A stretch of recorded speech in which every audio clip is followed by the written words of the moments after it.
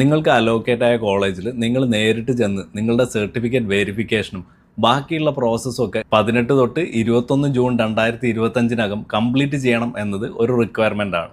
ഇല്ലാത്ത പക്ഷം നിങ്ങളെ ഒരു ഡ്രോപ്പ് ഔട്ട് ആയിട്ട് കണക്കാക്കുന്നതാണ്. പോരാത്തതിന് നിങ്ങൾക്ക് ഈ വർഷത്തെ ബാക്കിയുള്ള കൗൺസിലിങ്ങിന് പങ്കെടുക്കാൻ പറ്റില്ല എന്നുള്ള കാര്യം കൂടെ നിങ്ങൾ മനസ്സിലാക്കേണ്ടതാണ്. അലോട്ട്മെൻറ്റ് ലിസ്റ്റിൽ പേര് വന്നുകൊണ്ട് നിങ്ങൾ കൗൺസിലിങ്ങിന് അടച്ച 10,000 രൂപ ഇനി റീഫണ്ടായിട്ട് കിട്ടുന്നതായിരിക്കില്ല.